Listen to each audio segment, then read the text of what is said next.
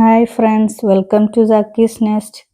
ഇന്ന് ഞാൻ വന്നിട്ടുള്ളത് പുട്ടിൻ്റെയും ചപ്പാത്തിയുടെയും ദോശയുടെ ഒക്കെ കൂടെ കഴിക്കാൻ പറ്റുന്ന തേങ്ങയും കടലയും ഒന്നും അരച്ച് ചേർക്കാതെയുള്ള വളരെ ടേസ്റ്റി ആയിട്ടുള്ള വളരെ കുറഞ്ഞ ഇൻഗ്രീഡിയൻസ് വെച്ച് തയ്യാറാക്കാൻ പറ്റുന്ന ഒരു കടലക്കറിയുടെ റെസിപ്പി ആയിട്ടാണ്.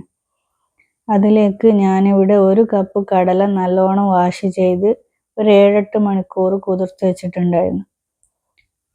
അത് വെള്ളമൊക്കെ മാറ്റിയതിന് ശേഷം ഒരു പ്രഷർ കുക്കറിലേക്ക് ഇട്ട് കൊടുക്കുക. അതിലേക്ക് ഒരു മീഡിയം സൈസ് സവാള അരിഞ്ഞത് ചേർത്ത് കൊടുക്കുക. ഒരു ചെറിയ തക്കാളി ഇട്ട് കൊടുക്കുക. വലിയ തക്കാളി ആണെങ്കിൽ ഒരു പകുതി മതി. ഇതിലേക്ക് 2 പച്ചമുളക് കീറിയതും ഒരു ചെറിയ കഷ്ണം ഇഞ്ചിയും ഒരു 3-4 അല്ലി വെളുത്തുള്ളിയും ചതുക്കിയതും കൂടി ഇട്ട് കൊടുക്കുക. പിന്നെ ഇതിലേക്ക് 1/2 ടീസ്പൂൺ മഞ്ഞൾപ്പൊടി,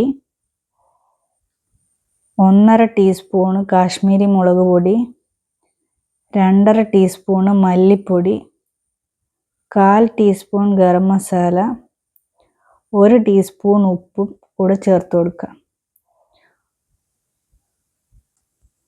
പിന്നെ ഇതിലേക്ക് 1/4 ടീസ്പൂൺ പെരിഞ്ജീരകം കൂടി ചേർത്ത് കൊടുക്കുന്നുണ്ട്. പെരിഞ്ജീരകത്തിൻ്റെ ടേസ്റ്റ് ഇഷ്ടമില്ലാത്തവർ സ്കിപ്പ് ചെയ്യാവുന്നതാണ്. ഇതിലേക്ക് 2.5 കപ്പ് വെള്ളം കൂടി ചേർത്ത് കൊടുക്കുന്നുണ്ട്. നിങ്ങളിപ്പോൾ എടുക്കുന്ന കടലയുടെ വേവ് അനുസരിച്ച് വെള്ളത്തിൻ്റെ അളവ് മാറും. അതിലേക്ക് ഇപ്പോൾ അല്പം വെളിച്ചെണ്ണ കൂടി ഒഴിച്ചു കൊടുത്തു. പിന്നെ അതിലേക്ക് ഒരു തണ്ട് കറിവേപ്പില ഇട്ട് കൊടുത്തു.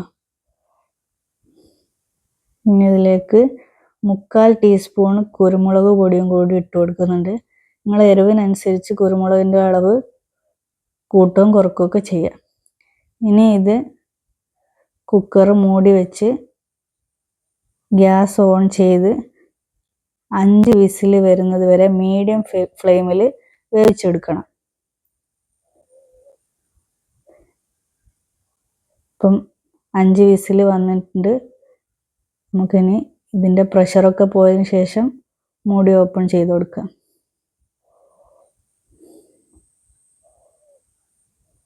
നമ്മൾ കടലൊക്കെ നല്ലോണം വെന്തിട്ടുണ്ട്.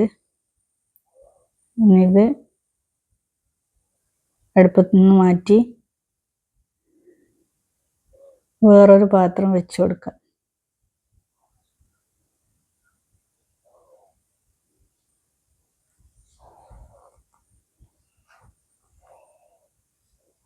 ഈ പാത്രം ചൂടായതിന് ശേഷം ഇതിലേക്ക് 1 ടേബിൾ സ്പൂണ് ഓയിൽ ഒഴിച്ചു കൊടുക്കുക. ഈ ഓയിൽ നല്ലോണം ചൂടായതിന് ശേഷം അതിലേക്കൊരു 1/4 ടീസ്പൂണ് കടുക് ചേർത്ത് കൊടുക്കുന്നുണ്ട്.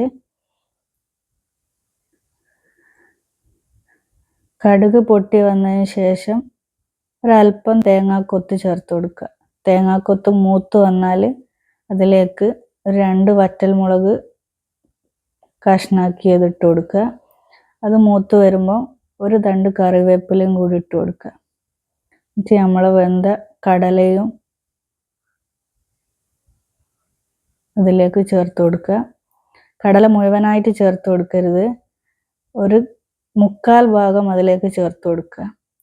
ബാക്കി 1/4 ഭാഗം കടല ഒരു നല്ല ഉറപ്പുള്ള തവി വെച്ച് നല്ലോണം പ്രസ് ചെയ്ത് കൊടുക്കുക. എന്നിട്ട് ആ പാത്രത്തിലേക്ക് ചേർത്ത് കൊടുക്കുക. അതിനുശേഷം കുറച്ച് മല്ലിയില അരിഞ്ഞതും കൂടി അതിലേക്ക് ഇട്ട് കൊടുക്കുക. അങ്ങനെ നമ്മളെ കടലക്കറി ഇവിടെ തയ്യാറായിട്ടുണ്ട്.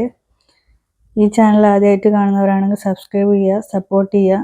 അപ്പോൾ വേറൊരു റെസിപ്പി ആയിട്ട് വീണ്ടും കാണാം. Thank you.